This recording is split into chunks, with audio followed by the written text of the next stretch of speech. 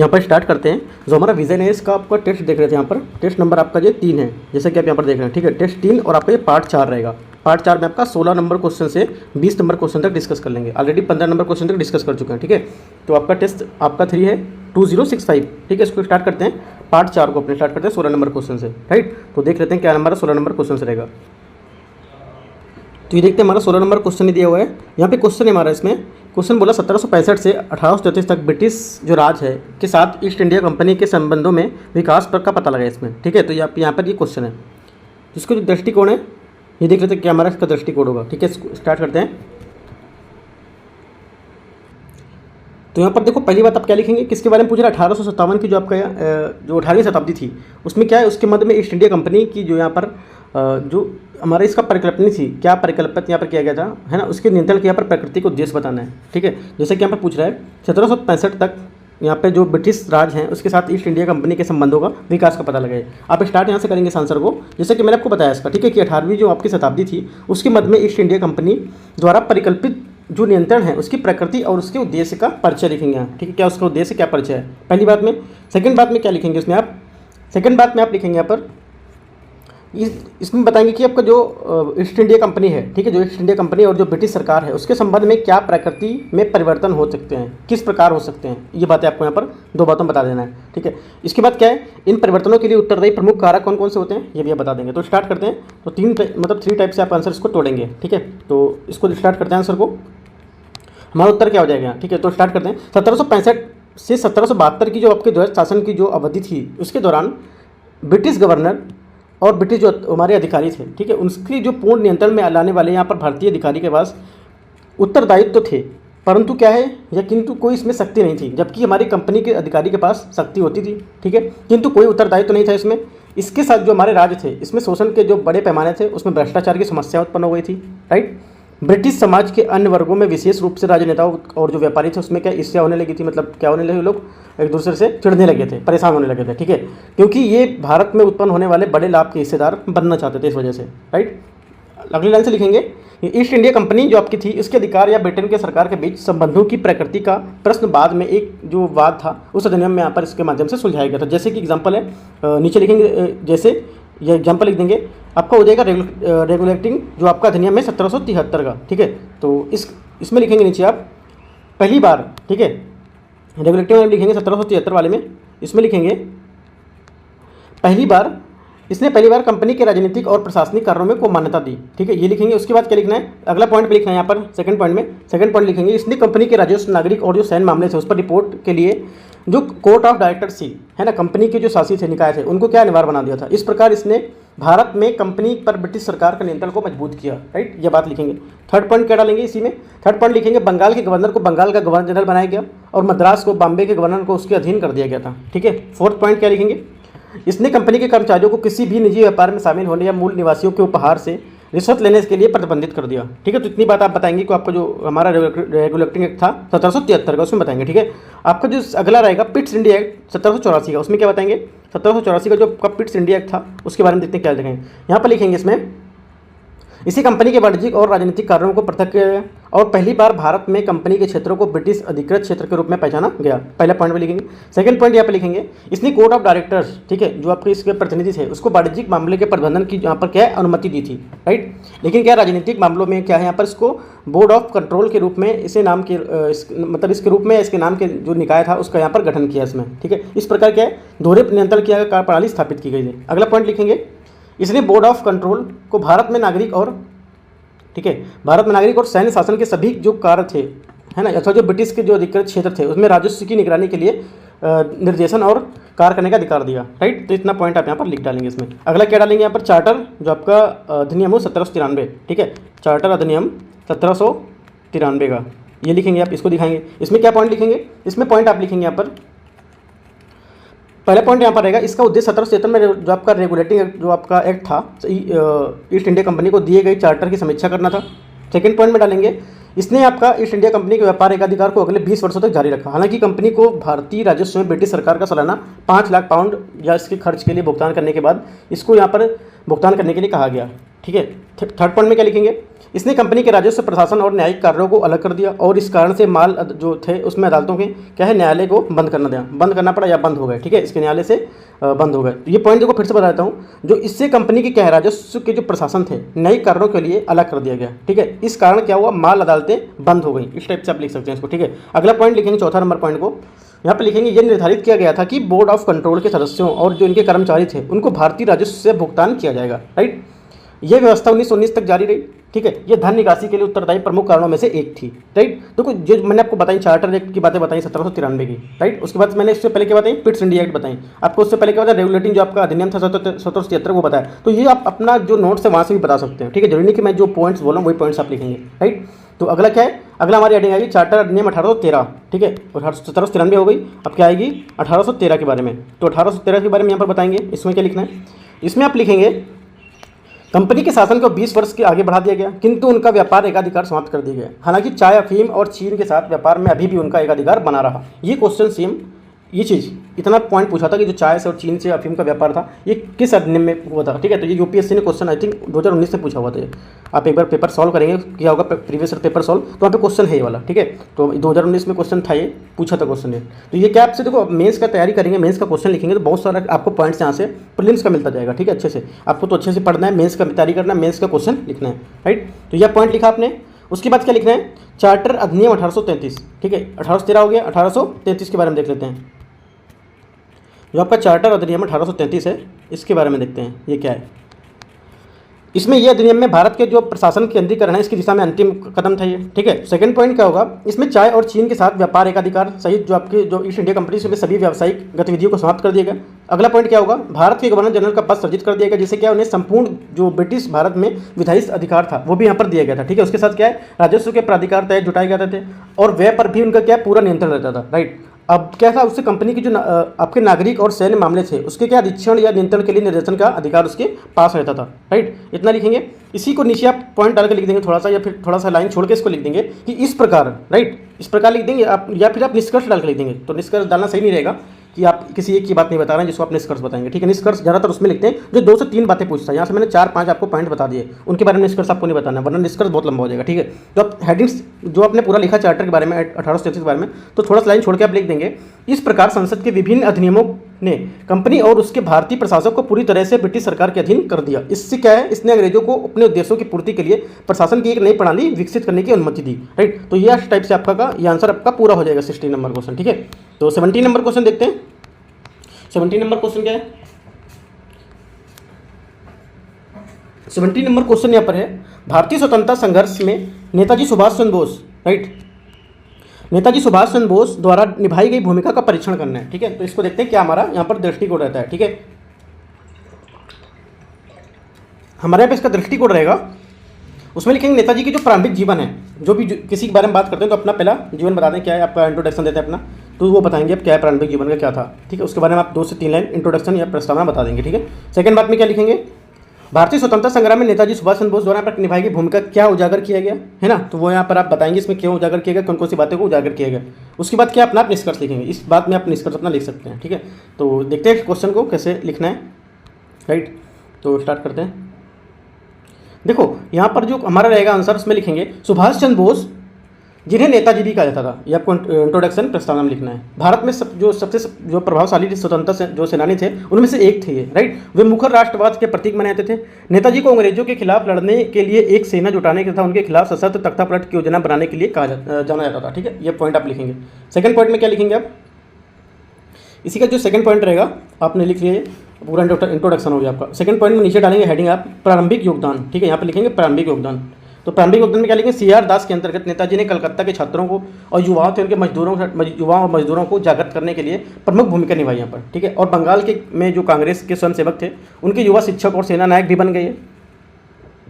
उन्होंने वर्ष 1921 में स्वराज अखबार भी आरंभ किया, ठीक है। ये आपको इंपॉर्टेंट है। देखो जो चीज़ इंपॉर्टेंट रहती है वो आपको प्रीलिम्स में ही काम आती है, ठीक है। तो आप नीचे इसको हाईलाइट भी कर दिया लिखते लिखते, तो आपको थोड़ा सा जब आंसर देखेगा एग्जामिनर तो थोड़ा सा आप मतलब एकदम सामने पड़ेगा वो, बट वही बात आपको सही लिखनी है जो हाईलाइट करनी है जो आपकी एकदम 100% करेक्ट हो, ठीक है। यहाँ से आपका प्रीलिम्स से क्वेश्चन मिल गया कि जो आपका स्वराज अखबार था वो किसने जारी किया था, कब जारी किया था, तो ये सब क्वेश्चन पूछ सकते हैं एग्जाम में, ठीक है। तो इसलिए बोलते हैं कि मेंस की तैयारी पहले करनी चाहिए। आपसे काफ़ी ज़्यादा पॉइंट निकल आता है यहाँ से, ठीक है। तो बीच बीच में आपको बताता रहता हूँ आंसर के लिखाने के बीच में कि क्या क्या इंपॉर्टेंट है यहाँ पर, तो आप हाईलाइट करते रहिए वो, राइट। ये लिखेंगे, अगली पॉइंट से लिखेंगे अगला पॉइंट लिखेंगे, मांडले जेल वर्ष 1925 से 1927 में रिहा लेने के बाद क्या हुआ, उन्हें अखिल भारतीय जो युवा कांग्रेस थे उनके अध्यक्ष और वर्ष 1927 में बंगाल राज्य के जो कांग्रेस के सचिव के रूप में भी इन्हें क्या नियुक्त किया गया था, चुना गया था, ठीक है, वर्ष 1930, ठीक है। क्या वर्ष 1930 में वे कलकत्ता के मेयर, साथ ही क्या अखिल भारतीय जो आपके ट्रेड यूनियन कांग्रेस थी उसके अध्यक्ष भी यहाँ पर रहे थे, राइट। उसके बाद क्या हेडिंग डालना है आपको, अगली हेडिंग यहाँ पर डालना है समाजवादी दृष्टिकोण, ठीक है, समाजवादी आपका दृष्टिकोण, इस टाइप से आप हेडिंग डालेंगे। इसमें क्या लिखेंगे, इसमें आपको लिखना है पॉइंट में 1930 के दशक में यूरोप में अपने निर्वासन के दौरान बहुत साम्यवादी नेताओं के संपर्क में आए और समाजवाद के विचार से प्रभावित हुए, ठीक है। इसलिए वर्ष 1938 में हरिपुरा कांग्रेस अधिवेशन के अध्यक्ष भी चुने जाने के बाद उन्होंने राष्ट्रीय योजना समिति की स्थापना की, राइट, राष्ट्रीय योजना समिति की भी स्थापना की। इसके द्वारा व्यापक औद्योगिकरण की नीति भी लाई गई। ये पॉइंट हो गया आपका पूरा। अगला हेडिंग डालेंगे वामपंथी गुट का समर्थन, ठीक है, कौन सा, वामपंथी गुट का समर्थन, ठीक है, वामपंथी गुट का समर्थन। ये थोड़ा सा वर्ड लिखा रहता हूँ, जो लोग फर्स्ट टाइम देख रहे हैं तो वर्ड नहीं याद होंगे। तो वामपंथी गुट का समर्थन, बोस ब्रिटिश उपनिवेशवाद के विरुद्ध सशक्त, यहाँ पर सशक्त जो प्रतिरोध थे उसमें समर्थक थे और गांधी जी द्वारा समर्पित यहाँ पे जो अहिंसक प्रतिरोध थे उनकी विचारधारा को स्वीकार नहीं कर सके। अतः क्या है, वर्ष 1939 में भारतीय राष्ट्रीय कांग्रेस का अध्यक्ष चुने जाने के बावजूद उन्होंने त्यागपत्र दे दिया और क्या है, वामपंथी गुट को एक साथ लाने का प्रयास किया, राइट। और भारतीय स्वतंत्रता के लिए संघर्ष हेतु अखिल भारतीय फॉरवर्ड ब्लॉक के नाम से भी इन्हें प्रगतिशील समूह का गठन किया, ठीक है। तो ये भी आपका हो जाता है। अगला क्या लिखेंगे, हेडिंग डालेंगे आप, अगला यहाँ पर डालेंगे आप द्वितीय विश्व युद्ध के दौरान निभाई गई भूमिका, ये लिखेंगे आप। उसमें क्या लिखेंगे, मित्र राष्ट्रों के विरुद्ध उनके विचारों के कारण जो आपके नज़रबंद जिनको रखा गया था, किंतु वे बच निकले, ठीक है। उन्होंने क्या जर्मनी और जापान के साथ गठबंधन बनाने की कोशिश की ताकि भारतीयों को ब्रिटिश शासन के खिलाफ उनके जो संघर्ष हैं उनमें सहायता मिल सके, ठीक है। वर्ष 1942 में बर्लिन से रेडियो के उनके जो नियमित प्रसारण था उसने भारत के क्या जबरदस्त उत्साह जगाया, राइट। जुलाई 1943, अगला पॉइंट से लिखेंगे जुलाई 1943, 1943 जुलाई 1947 में वह जर्मनी से सिंगापुर पहुंचे और पूर्वी एशिया से में भारतीय स्वतंत्रता आंदोलन की बागडोर रास बिहारी बोस ने उन्हें सौंप दी, ठीक है। उन्होंने आजाद हिंद फौज, इंडियन नेशनल आर्मी INA को पुनर्गठित किया। इसमें मुख्य रूप से युद्ध के भारतीय कैदी भी शामिल थे, राइट। उन्होंने सिंगापुर में एक अनंतिम भारतीय सरकार भी बनाई जिसे धुरी जो थी राष्ट्रों के द्वारा मान्यता दी गई थी, जिसे धुरी राष्ट्रों के द्वारा यहाँ पर क्या मान्यता दी गई थी। नेताजी के नेतृत्व में क्या INA, इंडियन नेशनल कांग्रेस जो थी, अंडमान और निकोबार द्वीप समूह को अंग्रेज से मुक्त कराने के लिए सक्षम रहा, ठीक है। हालांकि क्या द्वितीय विश्व युद्ध के जो सेकंड जो वर्ल्ड वार था उसमें जापान और जर्मनी की हार हुई। उसने क्या है, जो हमारा INA था, इंडियन नेशनल आर्मी, उसको पीछे हटने के लिए विवश कर दिया, ठीक है। और ये क्या अपने उद्देश्यों को प्राप्त नहीं कर सकी। ये इसका पूरा आंसर होगा। उसके बाद आप यहाँ पे कंक्लूजन लिखेंगे, आपका निष्कर्ष रहेगा वो यहाँ लिख देंगे। निष्कर्ष में क्या लिखेंगे, सुभाष चंद्र बोस एक सच्चे देशभक्त थे जिन्होंने ब्रिटिश साम्राज्यवाद की बेड़ियों को कष्ट से या भारतीय जनता को मुक्त कराने के लिए यहाँ पर अपना पूरा जीवन बलिदान दे दिया था, ठीक है। तो काफ़ी ज़्यादा इंपॉर्टेंट ये लाइन रहेगी। आप ये लाइन इंपॉर्टेंट मतलब हाईलाइट करके भी लिख सकते हैं, राइट। सो अभी ज़्यादा मार्क्स यहाँ से मिल जाएगा इस लाइन से आपको, ठीक है। तो यहाँ पर 18 नंबर क्वेश्चन को देखते हैं। यहाँ पर बोल रहा है भारतीय राष्ट्रीय आंदोलन के आरंभिक जो चरण थे उसमें प्रेस द्वारा निभाई गई जो भूमिका है उसका परीक्षण कीजिए, ठीक है। साथ ही इस अवधि के दौरान भारतीय प्रेस के जो सामने आने वाली चुनौतियाँ हैं उसका भी वर्णन करना है, राइट। तो इसको देखते हैं। यहाँ पे देखो, पहली बात क्या आप दृष्टिकोण में क्या लिखेंगे, यहाँ पर दृष्टिकोण में आपको लिखना है, देख लेते हैं। दृष्टिकोण में आप लिखेंगे, इसमें ये बात कर रहे हैं यहाँ पर किसकी, जो हमारे यहाँ पर क्या है, जो नागरिक केंद्र हैं, ठीक है, किसके, ये सब भारतीय प्रेस के सामने जो चुनौतियाँ आ रही हैं, क्या क्या चुनौतियाँ आ रही हैं, ठीक है, ये आपको बताएंगे इसमें, ठीक है, जो हमारा आरंभिक चरण होगा उस वाले में, ठीक है। आप यहाँ से कोई क्वेश्चन स्टार्ट कर सकते हैं भारतीय राष्ट्रीय आंदोलन से भी, ठीक है। भारतीय राष्ट्रीय आंदोलन क्या है, आप यहाँ पे जो 2 से 3 लाइन आप बताएंगे इंट्रोडक्शन और प्रस्तावना में, ठीक है। दूसरी बात क्या है, सेकंड बात आप यहाँ लिख सकते हैं कि जो आपका भारतीय राष्ट्रीय आंदोलन है उसमें नागरिकों के क्या अधिकार हैं, है ना, इसके थोड़े सा यहाँ बता सकते हैं पॉइंट। उसके बाद बताएंगे कि इनका प्रारंभिक चरण था, ठीक है, उसके दौरान जनता को जागृत करने में प्रेस द्वारा क्या भूमिका निभाई गई थी, ये भी आप बता सकते हैं। उसके बाद इनकी क्या सामने चुनौतियाँ थी प्रेस के सामने, वो बता सकते हैं, और उसके बाद अपना निष्कर्ष लिख सकते हैं, ठीक है। तो स्टार्ट करते हैं क्वेश्चन को, आंसर को लिखते हैं। तो देखो आप यहाँ पर लिखेंगे आंसर वर्ष 1780, ठीक है। वर्ष 1780 में सबसे पहले मुद्रित समाचार पत्र बंगाल गजट के प्रकाशन के बाद भारतीय राष्ट्रवादियों ने जो फ्रांसीसी जो क्रांति थी उससे प्रेरित आधुनिक नागरिक जो स्वतंत्रता के प्रति आकर्षित थे, ठीक है। उन्होंने क्या एक स्वतंत्र प्रेस की भूमिका को महसूस किया। वर्ष 1824 में स्वयं राजा राममोहन राय ने प्रेस की जो स्वतंत्रता थी उसको प्रतिबंधित करके जो करने वाले एक नियम था उसका यहाँ पर क्या है विरोध किया उन्होंने, राइट।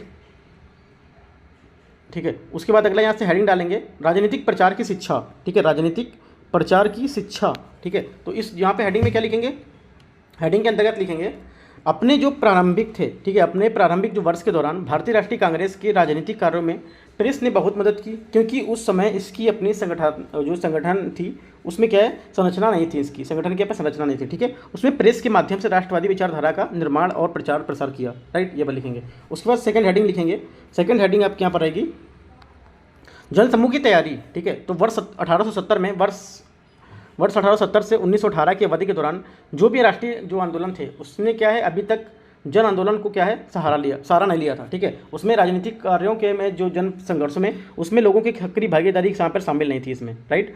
वो क्या था, राष्ट्रवादी जनमत को जागृत करने या प्रशिक्षण देने पे संग्रहित करने के लिए क्या है, मजबूत करने और प्रेस को प्रमुख साधन यहाँ पर अपने लिए बनाया था इसका, ठीक है। तो ये आप बात बता देंगे। तीसरे पॉइंट में लिखेंगे, तीसरी हेडिंग में स्वतंत्रता संग्राम के भौगोलिक विस्तार को बढ़ाना, ठीक है।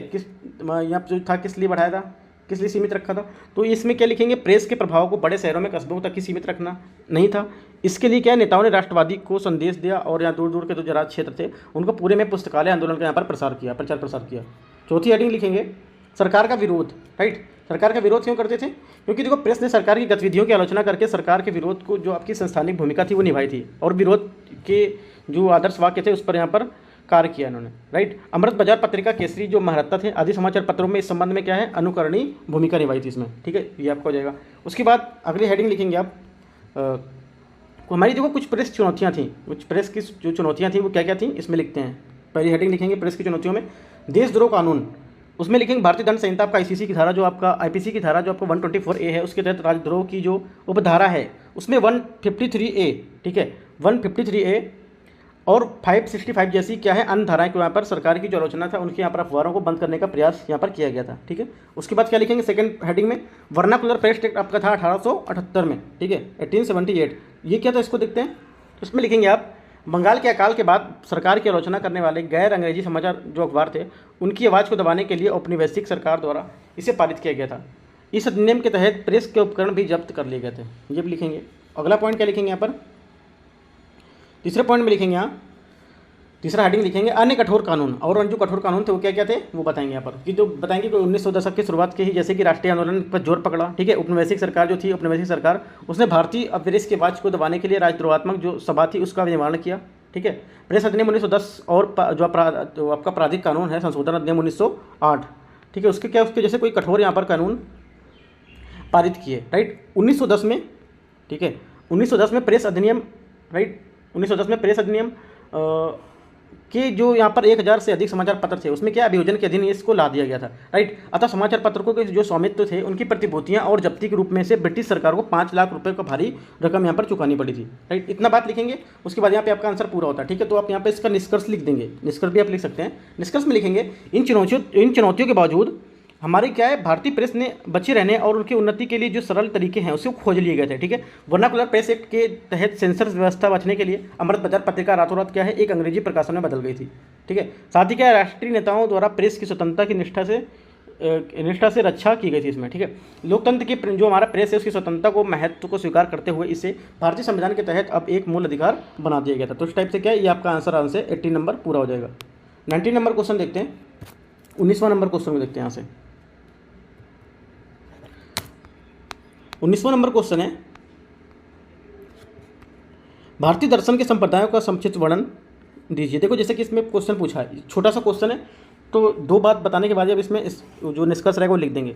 जो अभी मैंने ऊपर देखे क्वेश्चन काफ़ी बड़े बड़े थे, तो उसमें जितने बड़े रहेंगे उतने आप काफ़ी पॉइंट्स यहाँ पर निकाल पाएंगे, क्रिएट कर पाएंगे पॉइंट, ठीक है। तो देख लेते हैं इसको भी, क्वेश्चन को 19 को। यहाँ पर देखो हमारा दृष्टिकोण क्या रहेगा, दृष्टिकोण आपका रहेगा इसमें भारतीय दर्शन की जो संप्रदाय हैं उसके बारे में बताएंगे, ठीक है। भारतीय दर्शन के संप्रदाय जैसा कि यहाँ पे बोल रहा है, आपको जो इंट्रोडक्शन और आपका जो यहाँ पर प्रस्तावना, हिंदी में प्रस्तावना बोलते हैं, इंग्लिश में इंट्रोडक्शन, ठीक है। तो प्रस्तावना जो हिंदी में लिखेंगे तो प्रस्तावना लिखेंगे, इसमें आप लिखेंगे अपना जो भारतीय दर्शनों के संप्रदाय के बारे में बताएंगे। दूसरी बात, भारतीय दर्शन के विभिन्न संप्रदाय क्या क्या हैं, और भी संप्रदाय हैं वो भी चर्चा कर देंगे यहाँ पर, ठीक है। उसके बाद अपना निष्कर्ष लिख देंगे, क्योंकि और कुछ पूछा ही नहीं है इसमें, भारतीय दर्शन के संप्रदाय के बारे में पूछा है, सिर्फ संप्रदाय के बारे में बताएंगे, क्या क्या यहाँ पर इसके संप्रदाय हैं, कौन कौन से भिन्न भिन्न वो बता देंगे। स्टार्ट करते हैं आंसर को, देखते हैं क्या आंसर है। आंसर लिखेंगे यहाँ पर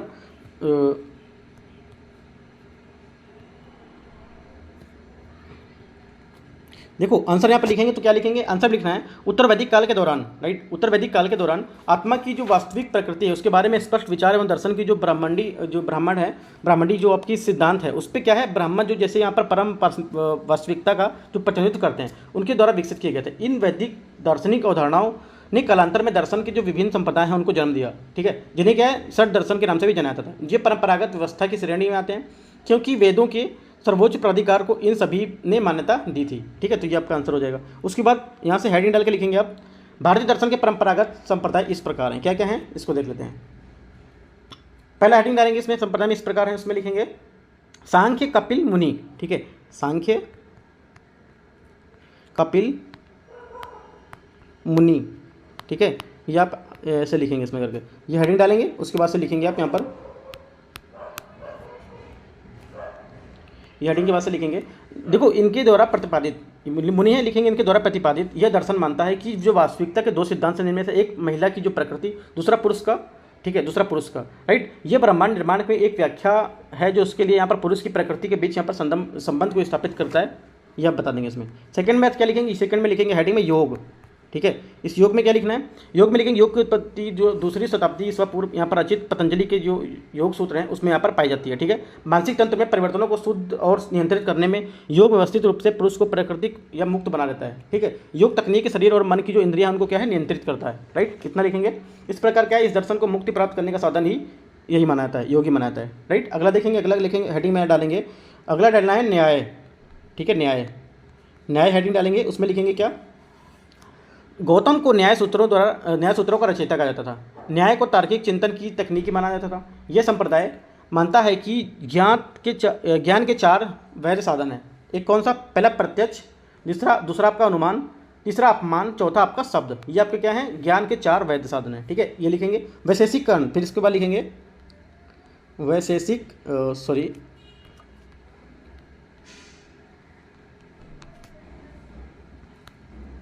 वैशेषिक और आपका कर्णाद, ऐसा करके लेंगे, कर्णाद, ठीक है, ऐसा वैशेषिक का कर्णाद, इस टाइप से लिखेंगे। और यहाँ पर अगला इसका इसी का पॉइंट लिखेंगे, इसी के आगे वैशेषिक कर्ण के आगे। इसने वैशेषिक दर्शन को, है ना, क्या इसने वैशेषिक दर्शन को मूल पाठ लिखा था, ठीक है, इन्होंने लिखा था, ऐसा बोल सकते हैं। वैशेषिक प्रणाली को ब्रह्मांड का यथार्थवादी और वस्तुगत जो आपका दर्शन है उसमें माना जाता था। ये माना जाता है कि ब्रह्मांड की सभी वस्तुएं 5 तत्वों से, पृथ्वी, जल और जो वायु, अग्नि, आकाश, ये सब से क्या मिलकर बनी है। इसके अलावा ईश्वर मार्गदर्शक सिद्धांत हैं और जीवों को कर्म के अनुसार ये जो अनुसार है ये पुरस्कृत या दंडित किया जाता है, ठीक है। ये आप पूरा करेंगे। उसके बाद क्या लिखेंगे, मीमांसा, ठीक है, हेडिंग क्या होगी, मीमांसा हेडिंग होगी आपकी। मीमांसा लिखेंगे दर्शन मूल रूप से दोनों वेदों की संहिता ब्राह्मण भागों की व्याख्या करता है, ठीक है। अनुप्रेरक और ग्रंथ के उपयोग का यहाँ पर विश्लेषण करता है। इस दर्शन के अनुसार वेद शाश्वत और हमारा असवस्थ ज्ञान में निहित है, यह मीमांसा में लिखेंगे। उसके बाद क्या लिखेंगे, वेदांत, ठीक है, वेदांत लिखेंगे। वेदांत हेडिंग में क्या लिखेंगे, इसमें लिखेंगे वेदांत का तात्पर्य उपनिषद के दर्शन से है। ये वेदों के अंतिम भाग है।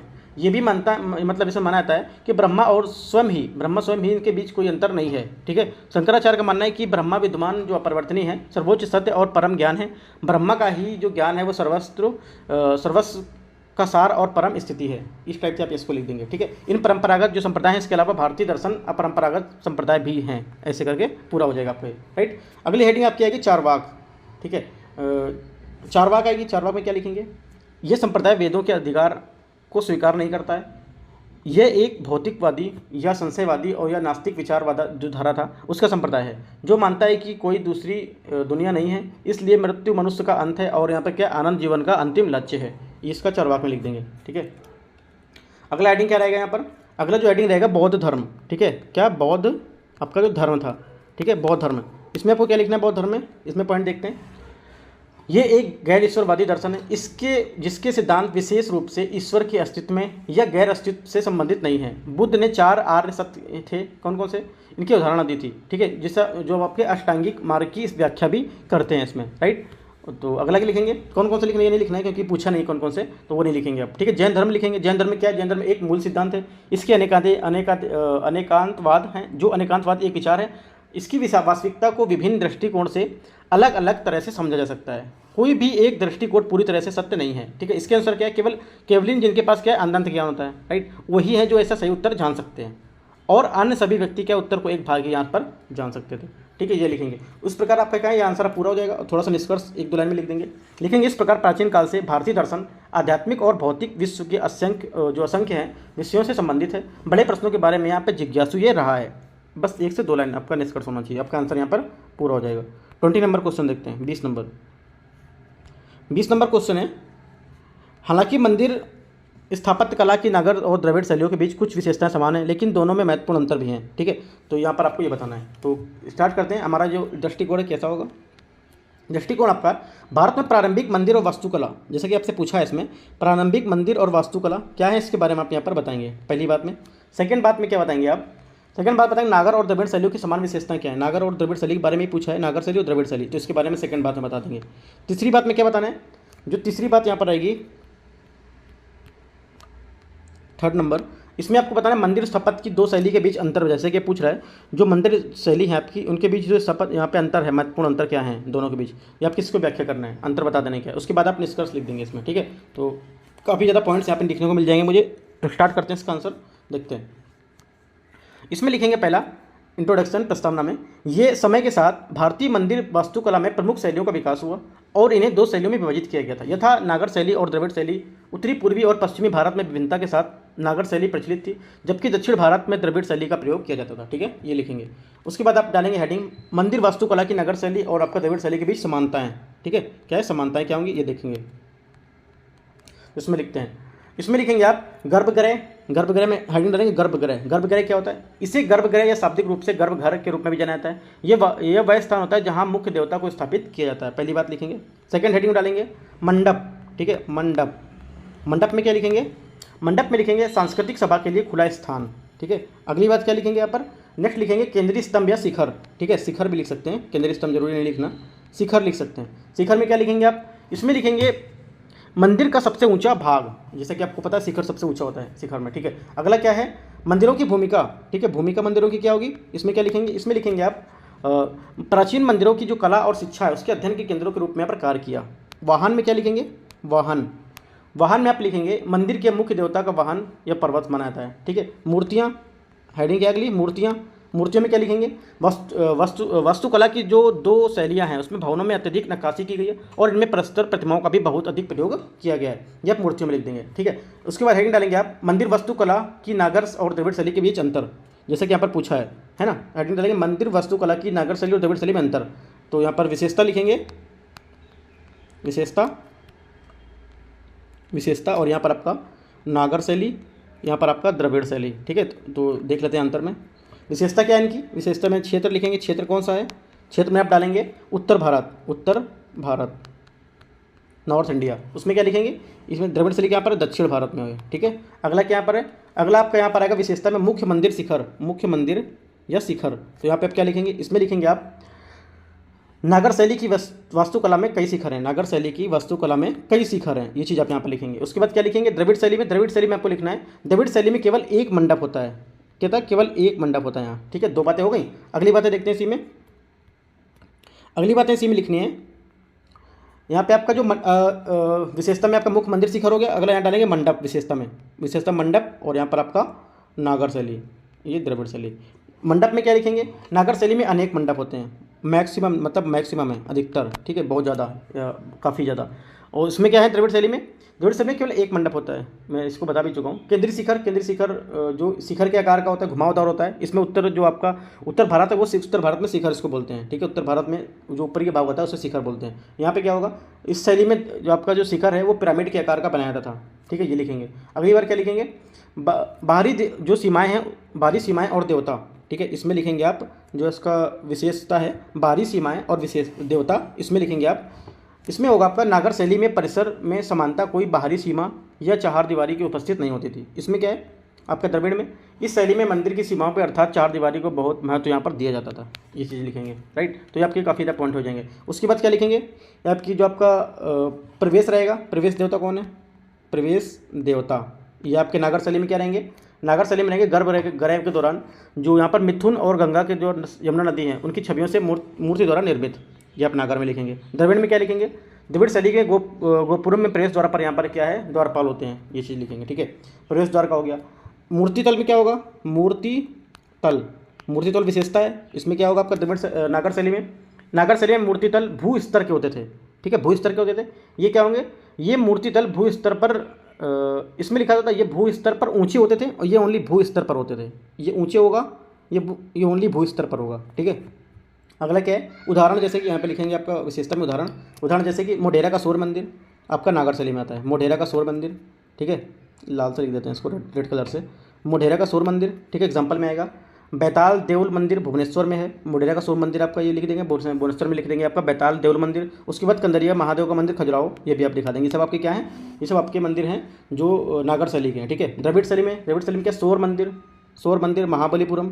ठीक है, और आपका मीनाक्षी मंदिर मदुरई। अगला क्या है, ब्रह्मेश्वर मंदिर आपका तंजावुर। ठीक है, ब्रह्मेश्वर मंदिर तंजावुर। तो तीन इसके एग्जाम्पल भी दे देंगे। राइट, तो इस टाइप से क्या आपका यहाँ पे आंसर ये पूरा हो जाएगा। ठीक है, और नीचे से आप चाहेंगे तो इसका जो कंक्लूजन है, निष्कर्ष, वो भी लिख सकते हैं। निष्कर्ष में क्या लिखेंगे तो नागर और द्रविड़ शैलियों के अतिरिक्त बेसर शैली के नाम की भी स्वतंत्र शैली है जिसे दक्कन क्षेत्र में पाई जाती है। ये नागर और द्रविड़ शैलियों की कुछ चयनित विशेषताओं के मिश्रण का माध्यम से बनाई गई थी। राइट, नागर और जो द्रविड़ हैं दोनों की शैलियाँ भारत मंदिर में वास्तुकला के जीवंत इतिहास को योगदान देने में महत्वपूर्ण भूमिका निभाती हैं। तो यहाँ पर ये आपका आंसर पूरा हो जाएगा। ठीक है, तो 20 क्वेश्चन आपका पूरा हो जाएगा। तो यहाँ पर मैंने 16, 17, 18, 19, 20, ठीक है, 16, 17, 18, 19 और 20 ये पांचों क्वेश्चन डिस्कस कर लिए। आप इसको प्रैक्टिस कर सकते हैं। ठीक है, अच्छे से प्रैक्टिस कर सकते हैं। जो मैंने प्रीलिम्स से कुछ पॉइंट्स बताए, यहाँ से आप प्रीलिम्स के पॉइंट्स भी निकाल सकते हैं। ठीक है, तो एंड करते हैं और अगला जो पेपर लाएंगे यहाँ पर, नेक्स्ट पेपर को डिस्कस कर लेंगे। ठीक है, अगला पेपर जो कल स्टार्ट करेंगे। तो अगला पेपर जो रहेगा, जो भी पेपर है, पेपर का नंबर रहेगा दिख जाएगा आपको, पार्ट 1 स्टार्ट करेंगे उसका। ठीक है, तो देखते रहिए। कोई डाउट रहता है आप नीचे कमेंट में पूछ सकते हैं। बाकी अपना आंसर आप टेलीग्राम में चेक करा सकते हैं भेज के भी। ठीक है, टेलीग्राम आईडी में नीचे लगा देता हूँ, इसमें पेस्ट कर देता हूँ डिस्क्रिप्शन में। ठीक है, तो आप वहाँ पर भेज सकते हैं अपना आंसर। ठीक है, तो all the best, thank you.